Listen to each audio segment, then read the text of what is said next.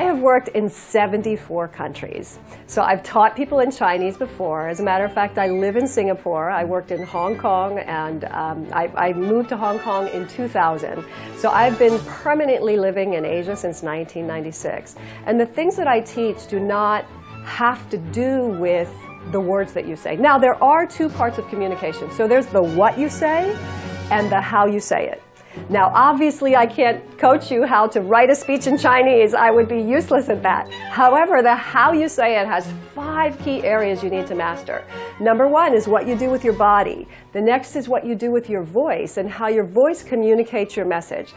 And the voice also helps people determine whether they like you or not. Looking at you, whether you're likable, whether you're memorable. Also, the words that you say, how you say the words that you say are very important. I always say this. My husband, let's say, for example, he sometimes sounds like he's scolding our daughter when he's not. His voice sounds like he's scolding her, but his heart really loves her. So we don't want the voice or the body or anything that we do with our communication to betray what we want to communicate. So for example, if you want to communicate how much you love a person, you would have a tone of voice that's loving. If you want to be exciting, you need to look and sound exciting. So the words you say are important in terms of, let's say, if you're choosing in Chinese, what are the right words to say in Chinese?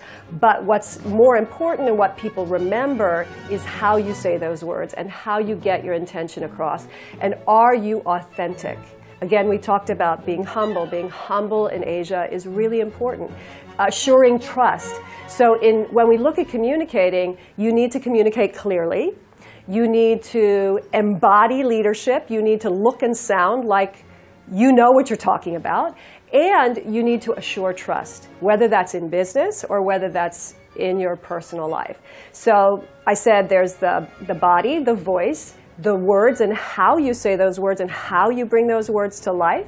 Also your presentation. So there's a structure to a presentation. Now again, in Chinese, I can't tell you what the Chinese is, but I can tell you how to think, how to formulate your thoughts, how to have the mindset so you don't go blank, how to be able to find the right words, even if you're speaking in a second language, how to be able to feel that you can say the right thing in any situation. And there's a way, I teach a system for how to structure your thoughts. Very, very systematic way to think, which works in any language. And then finally, ultimately, the most important thing is how you connect and whether your intention is getting across. And you must communicate in the language of your listener so that they can get, be, or have something. And if you are not connected with them, if you are not in rapport and relationship with them, then you're never going to get what you want. So these 5 key areas, I have systems. They're learnable systems in every area that are based on how you say it. And how you say it is what makes people most memorable. And it's usually what has people make a buying decision.